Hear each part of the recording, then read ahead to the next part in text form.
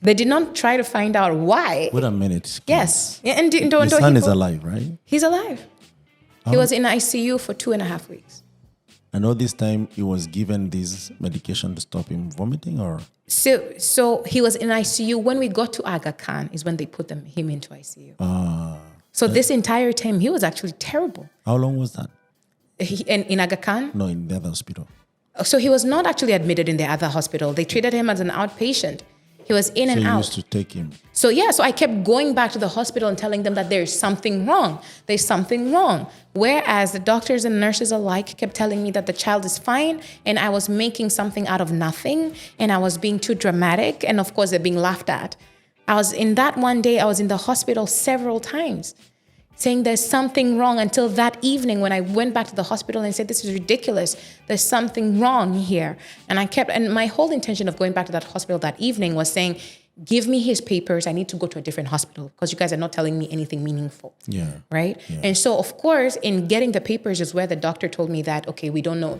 None of this makes sense. He was going through the file. Like, this doesn't make sense to take him to a different hospital. He needs a CT scan, and the only place you can get a CT scan is this hospital, which is where I ended up going to Aga Khan, where even the doctors in the emergency unit were shocked at how is this... How did he survive? Yes. How is this boy not in ICU? I was shocked, like, how did he survive? God. Because internal bleeding takes not more than 48 hours for you to be out. Michael, I don't even know what to tell you. Yeah. But eventually got well. Eventually got well. Again, ICU 2.5 weeks. Yeah. I am very grateful to my church at the time. They came up and they took care of their bills. Yeah. That hospital was full of visitors. There's a point where they said he needed blood. Do you know, I have O positive. I didn't give a drop. By the time I found out, Aga Khan's blood bank was full. Friends and family, they literally, even before they were told, my son's blood group, they literally said, we're just going to give blood. Whatever blood group is needed, you will find it there. You know, and I'm so grateful to that. And Kellz, this begs me to ask the question, when did you start getting seriously involved with church, you know, in spiritual? Because I know you are quite spiritual, and I love it, by the way. I'd say, okay, so Malaysia. I'm going to say that. So so St. Mary's, the school I went to, is, so we used to have fellowship. But I wasn't necessarily very involved in fellowship. My roommates, shout out to Alice Lushiku, Anna Mwasha, Anna Lushika. Literally, I have to give them a shout out. Please. They used to, Lilian Madeja, woohoo! Yeah. They used to go to fellowship, and I used to kind of just tag along. Not that I was paying attention, tag along, because I was not raised a Christian. And I'd tag along, but then I'd say curiosity was planted. And then after I was done with school, I started going to makongamano, these conferences, right? Mwakasege, shout out to Mwakasege. Started going out to Mwakasege, and I used to go with a friend of mine called Pamela. Shout out to Pam, like shouting out to everybody. And I have my Aunt Winnie, or Mani, who was my mom's older sister, who used to push me to attend. And I used to eventually, and for me, it was the curiosity that was planted. And I appreciated the fact that in some of these spaces, I could ask questions and not be ridiculed for the questions I was asking. And I had a lot of questions, a lot, Guy. And you do have a lot of questions. Getting answers to the questions was a breath of fresh air. And when I was in Malaysia, again, I went to a church, City Harvest Church in Malaysia, and Kuala Lumpur, City Harvest Kuala Lumpur. And at that church, there was a dance ministry. Guy. And remember, the only reason I used to go clubbing was because I loved to dance. Not that I love the atmosphere. Terrible. But then here we are in a church, and there are people breaking it down. You know, they were professional. It's not this, we're just choir, kumbaya. No. It was professional boogieing before God. The choreography was top notch. You're going to see it in Chris Brown video. People were serious with this ministry. And that got me planted. Got me planted, and as well as a choir where you could literally pray. Like, ministry was no joke. You don't just come here and just do your small sidestep. No, if you can boogie in these platforms, you're gonna boogie before God. And so we used to run whole productions. They were top notch. So coming from Malaysia into TZ, I was also planted I plugged into a church here. So basically my journey was not I cannot tell you that it was a once-off event and I was completely transformed. No, it was a process. And here with your son, you truly saw the essence of community, the essence of being in church, and the essence of God being on your side. Man, it was, for one of the hospitals that we went to before Aga Khan, I remember they did a CT scan, but at that point they didn't have anybody who could read the scans, so they had to send them, to email them to India to get them read in India, and then the doctors in India would respond. It's just ridiculous, but anyway. but I remember the one who was doing it. He said, "Mama, we don't know how to help you. In this case, you just need to pray because it's dire." But again, I saw God show out and show off in that boy, because I'd gotten to a point, Michael, where I literally couldn't pray. All I could do was kneel and cry. That's all I'm like, kneel and cry. That was it. Because so God he lost, to your heart is he true. lost a lot of blood. Yeah. He lost a lot of blood. The fact that when you see my son now, he only has a tiny scar above his left eye. He recovered altogether. It is ridiculous. You cannot even believe it. You can't see. Because you saw the other side. Because I saw the other side.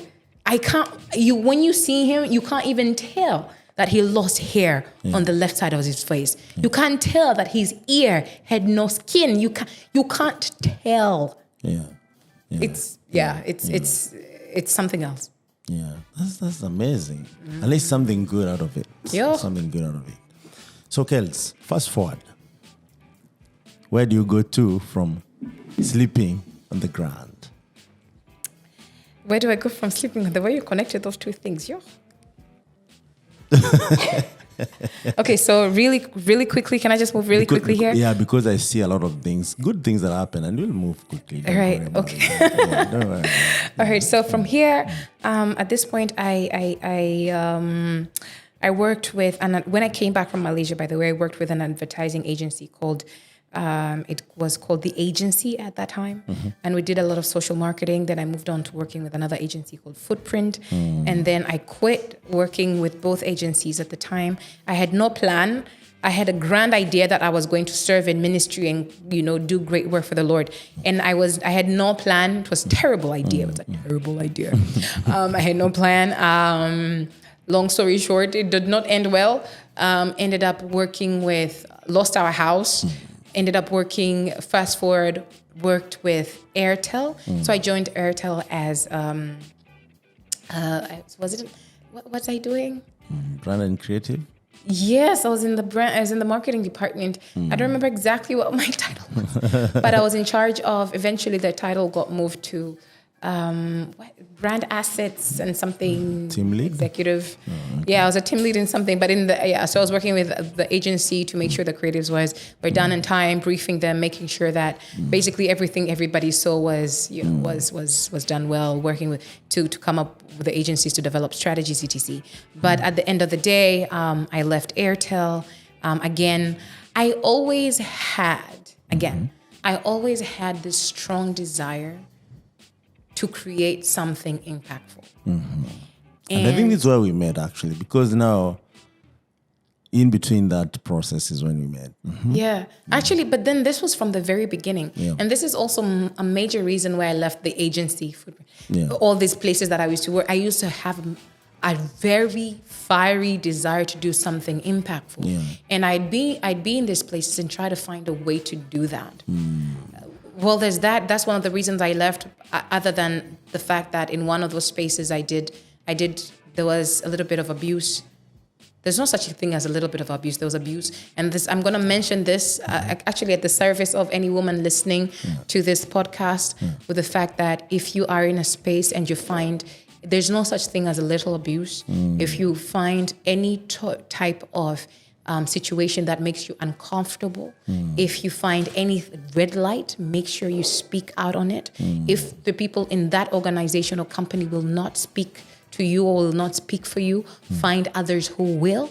There is no way that you should quiet yourself simply because you are in an environment that you fear. One, you fear losing your work, you fear losing friendships that you see. I remember getting to a point where I was scared of going to work in the evening because somebody would be there. And that somebody was a director.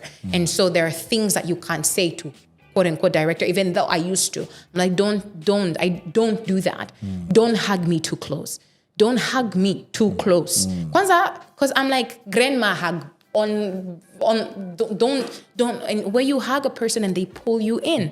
And I want to say these things very frankly because we don't address them, and I want to say them as well because every single time that I try to address it with women, even very successful women, people keep it quiet and they would rather not share the stories. It is pertinent that we do share the stories. Don't hug me too close. Don't pull me closer. When you're speaking to me and giving me a brief, you do not have to be this close to my face where I can feel your breath. There's no reason for that whatsoever. And the moment a workspace, so in my experience, where I'd go to a fellow director and explain that, hey, this person is talking to me inappropriately. They're touching me inappropriately. I don't like how they're looking at me. I feel completely unsafe in this space. Now, when you have the fellow director also being male and unable to connect with your context, trust me, unless it's a he for she kind of an environment where people make intentional moves to put in policies to protect female employees, your case will not be listened to. So we need to have, even though the space does not have these, people working in workspaces, there's no workspace that should not have policies that protect women and men alike. And I'm just going to leave it there. But I have to ask a controversial question. Go for it. So can also other women make the space unsafe for other women? 100%. Men, other women and men. How do you deal with that? Because the HR, as you know, it doesn't really have that. And with the world we are living in, that is as real as we are talking here. So with the policies, for example, that I'm talking about. So the policy, many companies have policies that are confined to that work environment. But a policy on paper, a policy not actioned, leads to nothing. Yeah. But the policy also has to tell you that if there's a case, right, a safeguarding case, and it's not taken care of, what are the other organs outside this company that I can connect to? Because every company, every organization must be liable to another entity that's not itself, especially on the matters of safeguarding.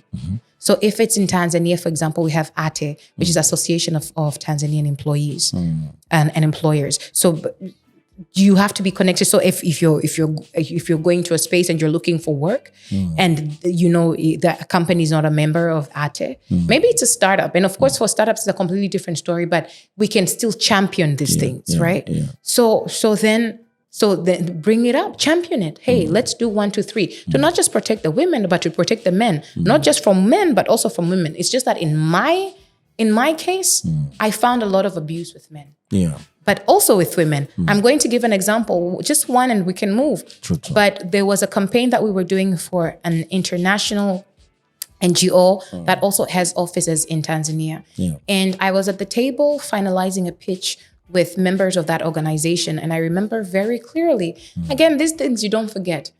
A person from this organization, they asked me, okay, yes, you're going to get the deal, but what is in it for me? And listen, I was so naive, Michael. I was so naive. I was like, oh, that's a great question. Thank you so much for that question. You get an incredible campaign. We're going to be able to impact people in 1, 2, 3 ways. I was so excited. And the woman sitting next to him said, just don't be naive. What time can you show up to his hotel room? It was very point blank. I was caught off guard. I remember looking left and right at the people I was on the table at that table with, thinking, help. One faced that side, the other faced that side. So it's basically you're in it. And so I was so stunned that the gentleman himself had to pretend he was joking. But there was no joke there. It was serious. There was no joke there. Later on, one of my partners that we were created a consortium with, he tells me, Kellz, we're going to lose that because of you. Yeah. That's crazy. But I'm not surprised. I've heard these stories for days, and I think it's not fair. It was an organization championing gender issues. Yeah. Maybe I have an idea, but... And you don't have an idea. Please don't scrap that. Have no idea.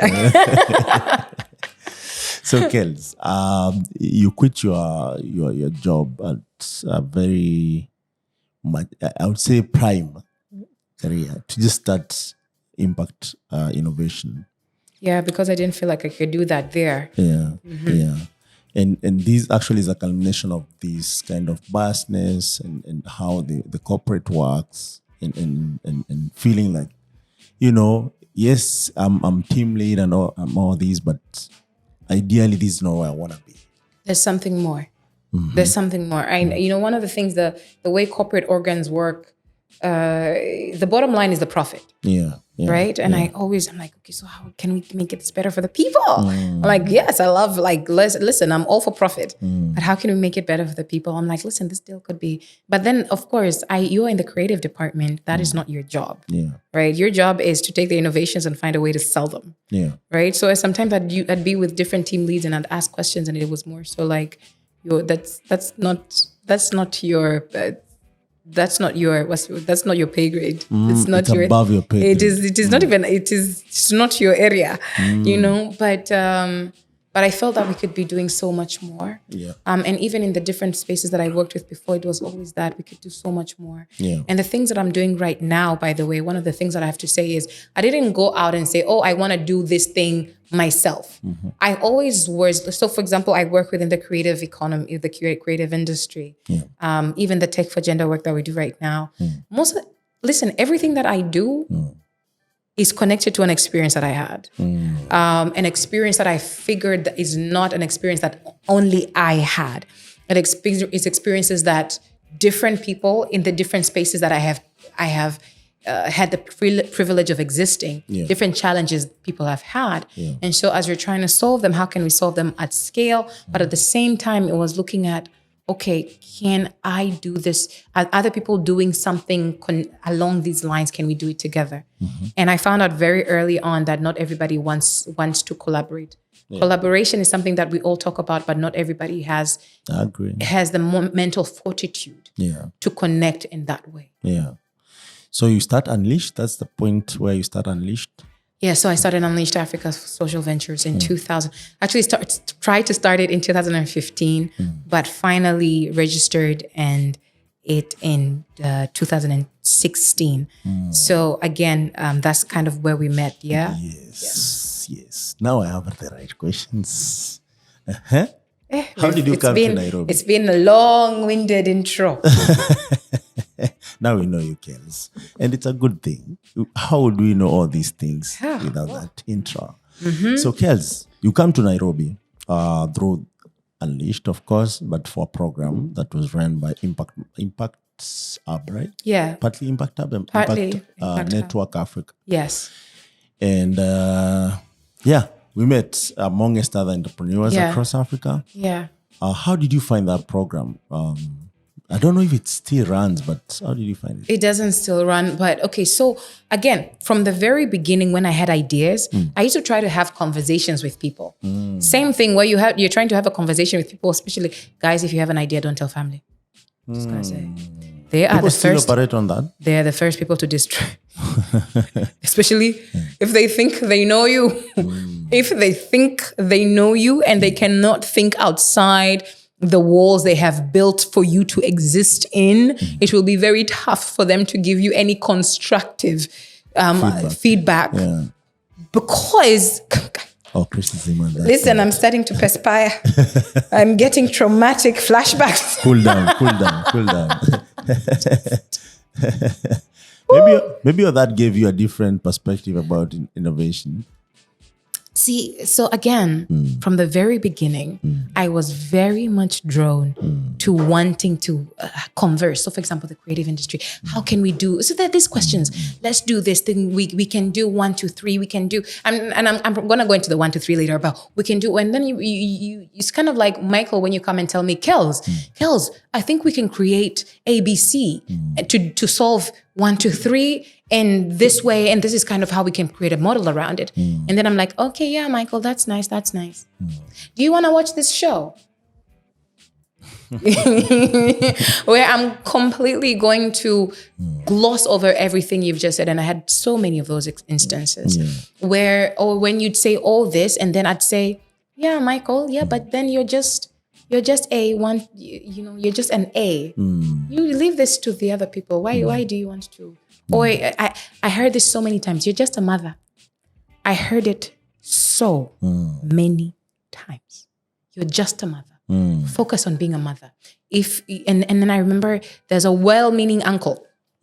Just to give me an example of a well-meaning uncle. It's not, in Africa, everybody's an uncle. Eh? Yeah, everyone is an uncle, everyone is an auntie. Yeah, so this is not anybody connected to my family, but yes, but he kept giving me examples of different women who went after their dreams and their families died and flopped.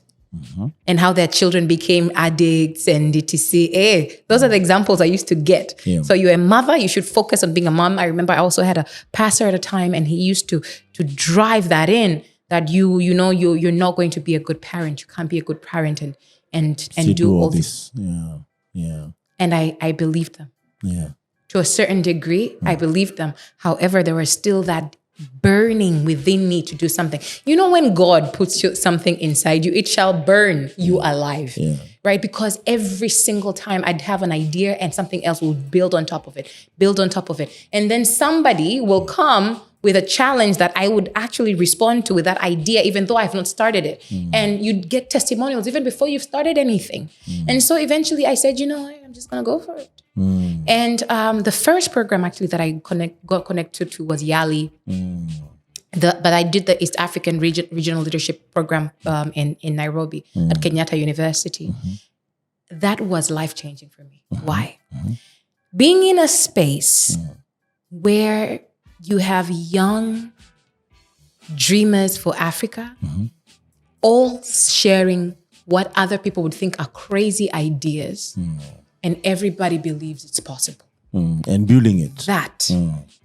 For me, it was just the fact that people believed it's possible. That every single time I said and shared something, nobody laughed at me. Yeah. Nobody told me it was impossible. Yeah. Nobody told me you are now a mother.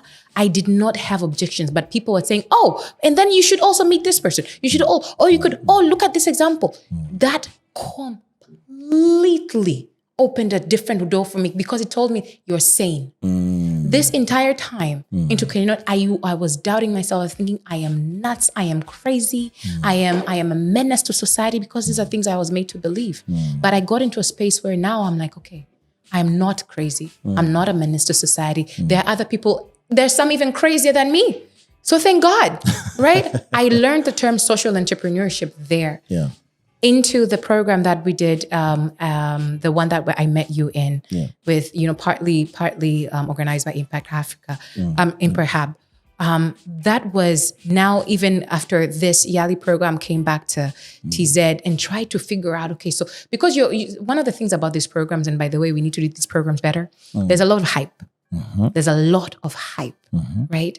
But most of the times, that hype dies down when the rubber hits the road. You come back home and then you realize that, this looked really good on paper. It doesn't work well in real life. Yeah. It doesn't work well at all. Yeah. So I'm like, these programs, even in terms of some of the work that we're doing with Unleashed and some of the such programs that we run, I'm like, you learn as you are implementing. Yeah. So learn on ground. Yeah. Right? And that's the only way it's practical. So at make all the mistakes. 100%. Yeah. And so the program that I met you in, it was really, I was trying to understand business models. I had too many ideas. I was trying to organize them, get them to work, and in all honesty, that program helped to a certain extent because it helped me understand the different models, and it helped me understand how to organize the thoughts that I had. But then again, I still could not make the jigsaws fit together. I had to go on ground and start practicing. Yeah. And so we launched Unleashed Africa that year, 2016. We launched in August, and we launched with Unleashed Academy for Creative Arts and Leadership. We launched, and so just can I say a little bit of Unleashed Unleashed Africa? So Unleashed Africa right now, after organizing, It's now Unleashed Africa. Unleashed Africa, it's always been Unleashed. So Unleashed Africa, You just have different terms of yes. operation. So Unleashed Africa Social Ventures. It's a group of startups, but then on one end we have Unleashed Academy for Creative Arts and Leadership. Sorry, it's a group of social enterprises, and within it are startups, right? Yeah. So Unleashed Africa Social Ventures, working at the intersection of youth development, social innovation, job creation, and we do that within the creative economy, so creative industry, tech for gender, and then there's the social enterprise ecosystem development or social enterprise development. And so with Unleashed Academy for Creative Arts and Leadership, that's within the creative space. That's what we started off with. But then we also started with research work for the gender work that we do. I had a lot of questions. Why are the rising numbers of teenage pregnancies? Why do we still have, why are they peaking every year? Why do we have issues to access or around access to opportunities for women? Why? So I had a lot of whys. And so I went in just asking questions. And that's literally, I told you that we're launching our product Rise Up on the 13th of December.